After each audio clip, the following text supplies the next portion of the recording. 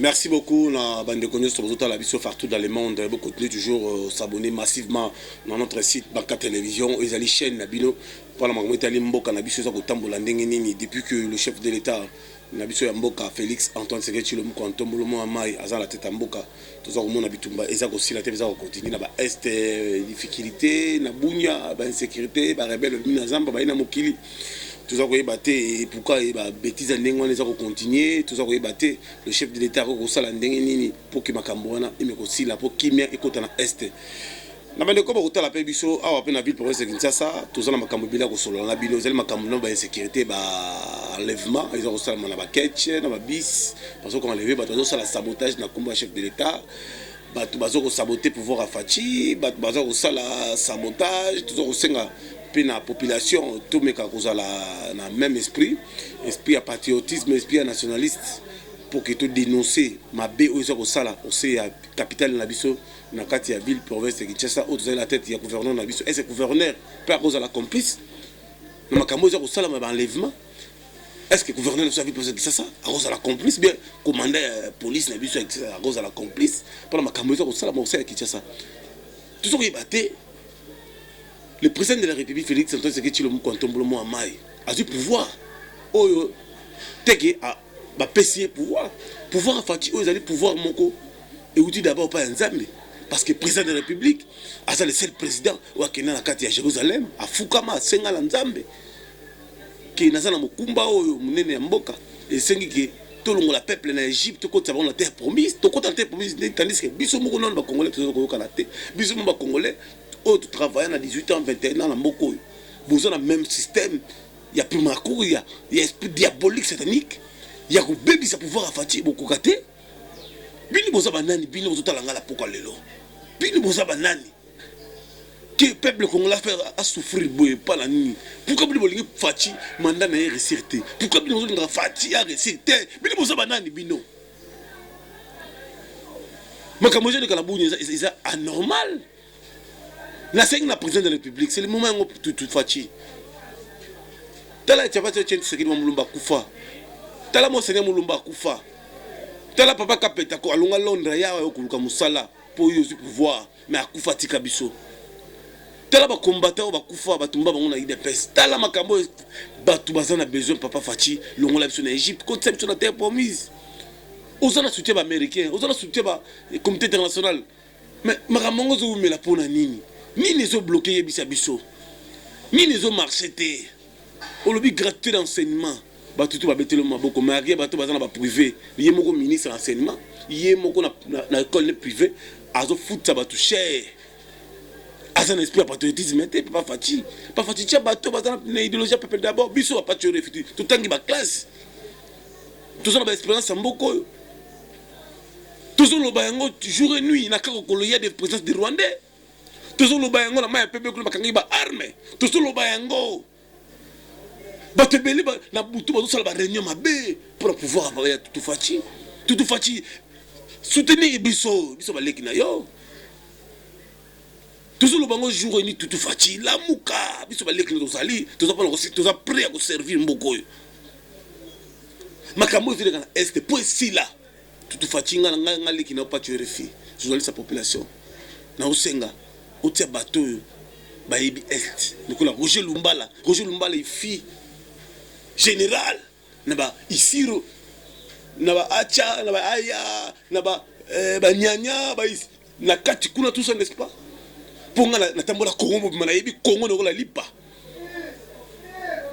Basse, Tosenga, on a dit, papa, Thomas Lubanga, Nengaza, qu'on appelle Roger Lumbala, régionnerait, pour Makamouana, il y a rébellion, Makamoteli, sabotage, mais aussi là. Puis dans ce sens, on a vu sur l'américain. Peuple congolais, la minute, Azota la minute, le papa Fachi, a le pouvoir une année et 9 mois. Azola la pongi, malamouté, président, a comme Nicolas Latino, 5 h du matin. Makamba, ils soient moutou. Ah, peine à ça, ah, failli pas tomber que les soldats, tenons, va tomber que les Bolingi, finalement, Bolingi. Vous êtes des Congolais, mais Bolingi, parce que vous avez l'idéologie, le peuple d'abord. Puis vous savez que Artena, c'est ça, Artena, c'est ça, vous savez que Bisso, tu peux soutenir Fachi, parce qu'il y a des nationalistes de papa, des pères et des mères. Fati, Aza, Congolais, n'a pas fait beaucoup de félicitations avec Pascal Mukuna. N'a effet patriotique. Na combat ya Bundaki, malgré il y avait des jaloux, on va continuer la prison, mais Dieu est grand aujourd'hui, avec Pascal Mukuna, Aza libéré. Tout comme il y a mingi, n'a pas qu'un militaire, n'est pas qu'un domaine où ils allaient passer l'entraînement, même dans le camp, et comme ils battent, comme ils ont kati. Général Christian Ozawa, puis tellement bête à l'école, mais ça, parce que n'a eu un général compétent, on l'a la kati, au tambour partout. Tout comme il y a la garde républicaine, Azola Tabak, elle a dit Koyo, elle a dit il y a cher, montre cher. Non! Garde républicaine, elle a dit pendant sécuriser la famille présidentielle, président de la République, n'a pas naïe, n'a pas païanaïe, n'a pas déconaïe. Garde républicaine, elle a dit moto, tout comme on a mon papa dans la cité. Garde républicaine, elle a dit moto, elle a dit tout le temps, dans mon compte. Mais là, tout le monde regarde les républicains, ils sont partout. Tout le monde regarde les républicains, ils ont des concerts. Tout le monde regarde les républicains, ils ont des kermesses. Tout ça, le peuple congolais, tout le monde. Général Christian Chiwewe, le général le plus compétent, général nationaliste, patriote. Betali Kofina Mesa, on me coûte la Marambo Italie. Bande Konabiso, ou la garde républicaine, Marambo Italie, la sécurité. Bapesi un rapport côté à quand au Capiwana. Sauf qu'il a venu la loup. Bakulu na baza ko piller ba ko boto na batu biloko baza ko bomba na ndako ya maréchal Mobutu eux ils appellent na côté ya Selembao général Boubou c'est la patrouille kuna c'est la bouclage na côté kuna c'est la loi qui kuna côté ndako ya maréchal Mobutu na côté ya nini kuna n'est-ce pas c'est la patrouille kuna ba yibi singa pe na ma un peu kuna insécurité ba yibi singa les sous rapport pour chaque jour dans son rapport chaque jour pas tu le faire comme le cola comment le cola journaliste auprès du chef de l'État. Mais nous avons la bénévolat. Nous avons parce que nous sommes nationalistes. Parce que nous avons une idéologie à Mouki, c'est une série de Moulumba. Nous avons des différents. Mais nous avons pour protéger le pouvoir au Yafadji. Total, le général Christian Chiwewe, il y a la gâte, il y a un peuple. Parce que nous avons l'idéologie, le peuple d'abord. La causerie morale à l'Obaki. Tout le monde qui est dans la diaspora, bande de Kubozuta la Congo, la Kisasa. Tout le papa national général, on Zambé à côté là, à un esprit à Mukishi. Regarde. Chiwewe Songesa Christian, commandant de la garde républicaine, a présidé une série de causeries morales à l'intention des militaires de cette unité spécialisée de la garnison de Kinshasa. Au camp colonel Tchachi comme au centre d'entraînement Kibomango et au camp adjudant-chef Liaou, le général Chiwewe a présenté ses collaborateurs à la troupe. Il s'agit notamment du général de brigade Chico Chitambwe Jérôme, commandant second chargé des opérations renseignement, du général Banza Jules, commandant second chargé de l'administration et de la logistique, et du général de brigade Kabiki Riza Ephraim, chef d'état-major de la garde républicaine. Il a mis cette occasion à profit pour présenter également les directeurs nouvellement promis. Dans ses adresses aux officiers, sous-officiers et aux hommes de troupes, le commandant de la garde républicaine a rappelé les missions régaliennes de son unité. Mission de la garde républicaine auprès du chef de l'État, c'est le protéger, le sécuriser, sa famille, ses biens, ses hôtes de marque et lui rendre les honneurs jusqu'au sacrifice suprême. Donc, mission Nabiche Zakobatela, Kokengela, Mokonzi Amboka, na libota na ye, na biloko na ye, na bapaya na ye nyoso bakoya, et qu'on rendre ye ba honneur jusqu'au sacrifice suprême. Est-ce que tu as dit? Troisième mission, il y a MROP, maintien, il y a ordre dans rétablissement public. Balobi ango MROP. Donc, ceux qui par exemple dans la ville problème ali, ba policier ba kei, ba salimanso ba kokite, toko kende, potosili sayango et puis to salinine. To zongi na basit na biso. Et ça, moko ya mission pe na biso, toza na 3 missions. Le général-major Chiwewe a aussi insisté sur l'unité de commandement, le respect de la voie hiérarchique et l'esprit de corps. Ces valeurs doivent régner en maître au sein de la garde républicaine. Il a mis tout le monde en garde contre l'esprit de tribalisme et la constitution de mutuelle. Ces antivaleurs n'ont pas droit d'être citées au sein de la garde républicaine, a-t-il précisé. Il en est de même de la division et de la haine. Tout écarté de cette ligne de conduite, a martelé le commandant de la garde républicaine, s'expose à la rigueur de la loi. Morale! Morale! Awa toza bana ya papa moko kombo na yenani président Félix. Est-ce que tozo yokana? Awa nande papa na biso point ba. Troisième point, il y a unité. Babengi biso unité garde républicaine. Unité ezana français. Mais na lingala lengi koloba bomoko. Est-ce que toyokani? Bomoko. Katikati na bino na komona ndenge botelemi awa bozo la kisake boza bomoko na garde républicaine couleur ezalaka te biso banso toza bana ya papa moko kombo na ye président Félix Tshisekedi toza bana ya papa moko tozo parler sécuriser et protéger le chef de l'État soki tokofanda ensemble tofanda to raisonner comment ko protéger mokonzi ya mboka tosali effort pour unité oyo ezala même ndenge eza boye askari nalobi division ezala te des regroupements d'ordre tribal ezala te. À Kibomango et au camp adjudant-chef Liaou, le commandant de la garde républicaine s'en est pris aux constructions anarchiques. Il a par ailleurs instruit le commandant du 10e régiment quartier général de renforcer les mesures sécuritaires autour de nouvelles constructions du projet de 100 jours du chef de l'État jusqu'à leur parachèvement. Activité za mapangu te oyo namoni wana ba civil bazokotela bino na ba champ de tir bisika ya entraînement yo officier ozoleka omoni mutu azotonga ndako na camp otiki sikoyo responsabilité na yo eza wapi awa eza makambo kaka ya commandant régiment te bato nyonso oyo bazotonga awa bandako namoni wana okoyoka bato nyonso wana bazaka na complicité ya basoda awa makambo ya mapango complicité kaka na basoda awa mais ce n'est pas normal esengeli biloko nyonso wana esila soki kobuka bobukango et puis plus grave basoda na bino baza wana botie piqué mais à ma grande surprise basoda baza wana mituka ezokota ezotika babrique bazotana eza soni mpe mawa soki mutu aye na lopango na yo azotonga na lopango na yo yo oza wana ozotala kaka. Il a ensuite encouragé les éléments de la garde républicaine commis à l'aéroport international de Njili de bien faire leur travail et à l'application stricte de consignes et des directives pour la sécurisation de cette frontière stratégique. Enfin, le général Chiwewe a interdit au commandant d'unité tout détachement illicite de militaires de la garde républicaine auprès de tierces. Tout contrevenant à cette instruction permanente s'expose à la rigueur de la loi. Au camp colonel Tchatchi, la causerie morale s'est clôturée par un imposant défilé.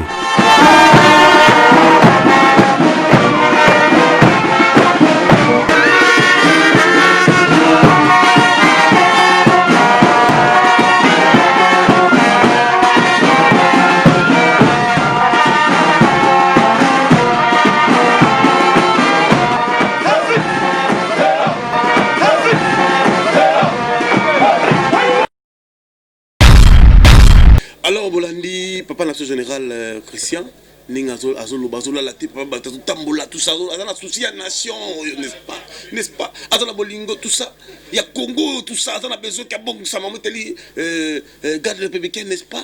Azoko des chefs de l'État, des nations, n'est-ce pas? Total la biso ensemble bande de diaspora, maman Brigitte Mwanza Kabeya à façon, n'est-ce pas? Maman la biso Chilemba, n'est-ce pas? Maman façon nyonso ya monde, maman la biso oh ya poto, maman n'est-ce pas? Maman Nadine Kila, n'est-ce pas? Maman Ariette Kalenga na Londres la mama na kata Londres bazola la te pour la fati, bazola la te bazo ta différente mais bazo bundela fati, président la biso, n'est-ce pas?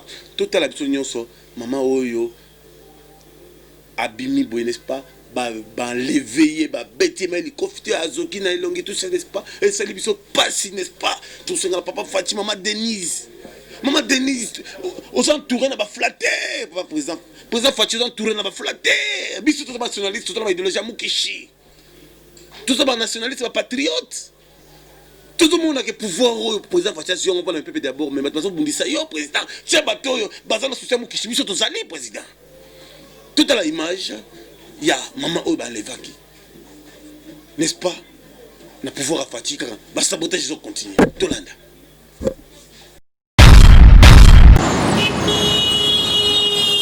La criminalité en général et en particulier le kidnapping à bord des véhicules est loin d'être vaincu à Kinshasa. Il ne se passe pas un jour sans que l'on puisse enregistrer des plaintes.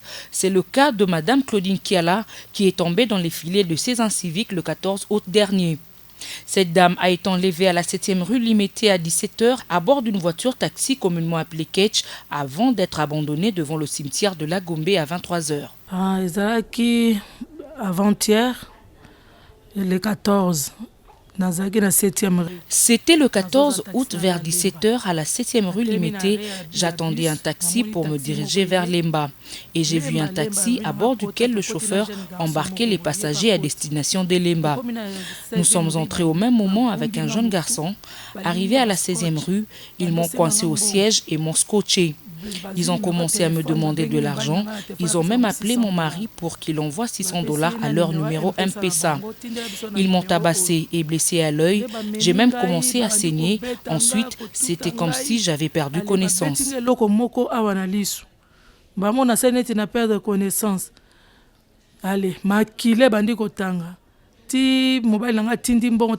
Après que mon mari ait envoyé de l'argent, ils se sont décidés de m'abandonner devant le cimetière de la Gombe à 23h.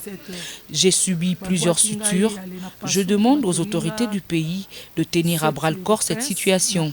Tel que je suis là, je suis vraiment traumatisée et on m'a tout pris. Jusque-là, nous n'avons pas encore porté plainte. Nazoka somo en tout cas basala vraiment luka moyen ya sécurité na mboko po eza passe. Bon, jusque-là, nous te porté plainte.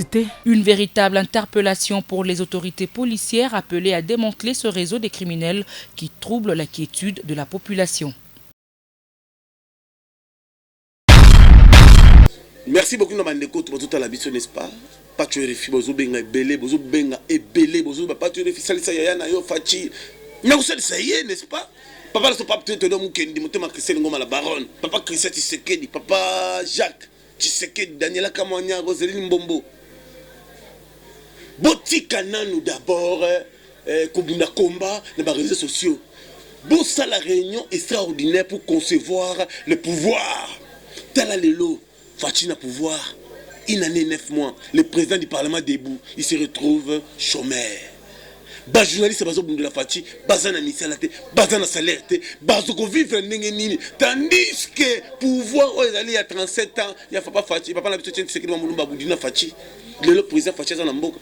Aïna ba idem alam, aïna ba investisseur allemand, aïna ba investisseur américain, aïna ba investisseur français, ba belge, n'est-ce pas, bazo soutenir Mboka, mais toujours mon avancement mon que ça la maté bazo mundi sa papa jour et nuit bazo tcheba koka jambe pour ici matin n'est-ce pas papa fandana au réfléchir la chaîne nationale RTNC ba image a fatché les karaté à ta page magazine président du pouvoir il à côté na ba président belé tout nanga si ba tia on la RTNC à ta page magazine ndé ba l'autre président sortant kabe waza ikala ba tia karaté tout ce monde par image, il y a ex-première dame. Ils ont dominé par image, il y a première dame présent. Tout le monde a par image, par archive. Il y a président sortant. Et comme vous devenez président, le président présent, tout ce qui a attaché des presse à président de la République. Vous êtes là pour servir Kakaba. Intérêt personnel, non intérêt général. À la RTNT, rien ne marche. Il n'y a pas de... Vous n'êtes pas en communion avec les journalistes des réseaux sociaux. Vous n'êtes pas en communion avec les journalistes à la télévision. Première dame sortant. À foutre à journaliste, à foutre à comédien. Mais le même comédien, il vient encore chez la première dame, maman Denise. Ça veut dire que ça veut dire absolument. Parce que le premier dame sortant, il paye mieux. Bas journaliste, chaque fin du mois, bazana 2 millions de francs congolais basoka. Bas journaliste basoka fallait. Bazana hôpital basala ba on a bibo kuna. So abeli azana soin, mais bongo suko bateau bazolo bela mokonzi école, bateau bazolo bela première dame au hasard actuel. À tête du franc katana pas ça bangote. Là on sent la président Aïe Jean-Marc Kaboun, le CG Kabouya. Vous êtes là. Parti présidentiel, vous souffrir pour la nine. Nous allons pour la nine. visibilité à partir fédéral la funa bola sanga bureau ya IDPS exact oya munene peut bola bureau conforme à l'île climatisation aujourd'hui la parti présidentiel tout le monde a ngoté IDPS est limité IDPS est un monde entier il est international pour ça que nani papa Zokabouye tel le président Kebano le président parlementaire debout a une difficulté le collègue et ça retenga mambo abuni 37 alita dinda la marche non assistance personne en danger président Fachi Yokangai ngaleki na yo président Kebano oya président parlementaire debout le collègue tenga miboy pas la marche ya mboka ba assistant kaité président Neville azora salaire te ba futa kaité président Bill azora salaire te président Gilles oza na actualité mikolo le pasteur Gili bazwa ka salaire te ba futa ka bango te et le côté baza na salaire te lelo a tombé malade les comédiens azana la carte au Italie santé mais combattant pour 37 ali carte au santé exact sur a boy lelo boy assistante exact ngai pas tu refio ndi na zolo babo soki na koyi boy ngamo na mpanda charge mboka musala la salle mboka c'est le moment yango total image makambo likati na Beni ezoleka est to lembi bande roso bazana est bazo kufa makasi bande ko est bazo benga chaque jour na Lubumbashi lisusu gouverneur wa za to la Lubumbashi akomi ko sala sabotage na komba chef de l'État président de la République ya Fachi pardon kontama dictature muke bengana ngana gouverneur a vu projet Kinshasa bengana gouverneur ya Katanga bengana ngai gouverneur ya Kisangani bengana nga gouverneur ya Equateur bengana nga gouverneur ya Bandundu tia bateau bazana l'idéologie le peuple d'abord to komi lelo na une année 9 mois tozo baka recensement mais ba œuvre sali et ça sali belé aussi si ba nyonga mboka aussi si ba relation libératérale aussi si ba relation diplomatique aussi si ba relation tina ba Égypte tina ba Israël au Mobutu akasa kengo yozongishango mais sur le champ ya Fachi Topin Michel Moulumba bo changer ba numéro de téléphone et comme il a comment benga Michel Moulumba numéro na kale carte ligne na movar ou ton ensemble dans l'église mon pas prophète ou à Londres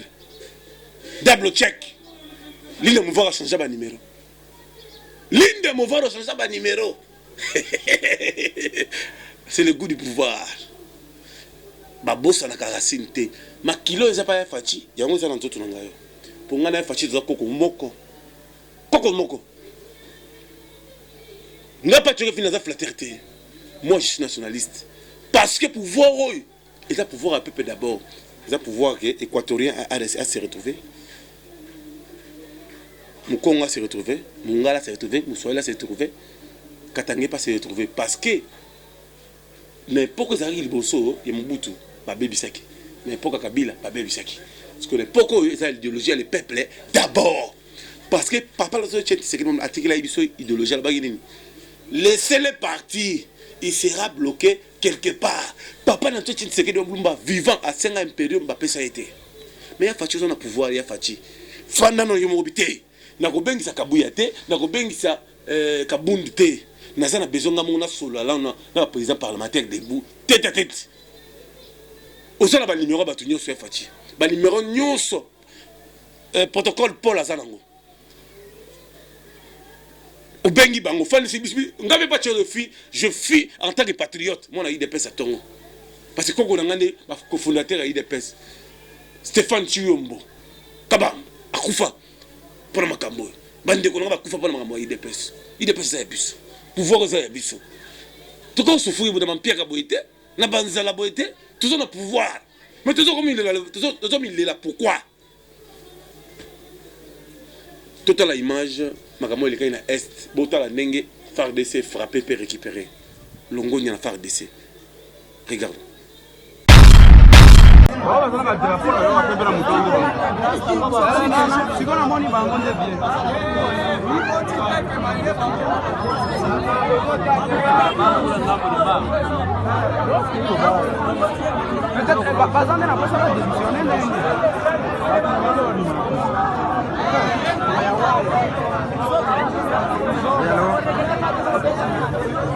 Bonjour. Niko kunyumba niko nje Codeco mimi ukio central hapa Codeco wanaingia hapa kwa central hapa tuko karibu hapa haiko 30 metres hivi tuko hapa presque 20 metres hivi ndio pale kwa central na bafari sasa yote watu banayala yule mimi kwa filme usiende nani usifike pauza telefoni na hapo. Nos forces de défense et de police ont agi avec professionnalisme de façon qu'il n'y a pas eu de perte de vies humaines dans la ville de Bunia. Et nous devons nous réjouir pour cela parce qu'il ne fallait pas qu'il y ait des dégâts, qu'il n'y ait pas de sang qui puisse couler dans cette ville. Deuxième élément que nous voudrions dire, c'est à l'endroit de ces miliciens de Codeco. Nous savons qu'ils sont venus avec des revendications. Ils sont venus réclamer la libération des leurs qui sont en prison et ils sont venus réclamer leur prise à charge. Nous avons été satisfaits du fait qu'ils aient accepté de sortir de la brousse, qu'ils aient accepté de commettre des exactions sur nos forces de défense, nos forces de police, sur la population civile, mais nous avons été aussi surpris de la manière dont ils ont voulu faire cette réclamation-là. La réclamation, c'est leur droit. La prise à charge, c'est leur droit également. Mais ce que nous avons déploré, c'est la manière dont ils l'ont fait. Raison pour laquelle nous voudrions tout simplement leur demander de procéder autrement la prochaine fois. Je crois que les choses peuvent aller très simplement et les choses peuvent être résolues très facilement au lieu de venir à grand nombre pour faire pratiquement la panique dans la ville.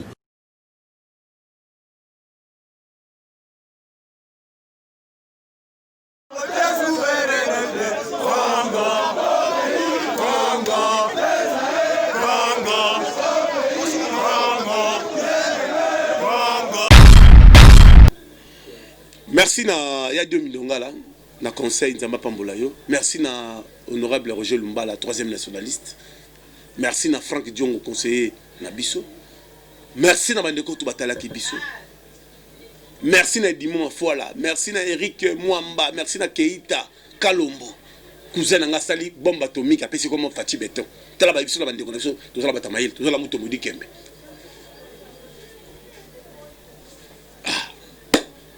Ya Fati bale ça pas na beaucoup na yo ngaleki na yo soki na lobi boye comprendre parce que to komi na suka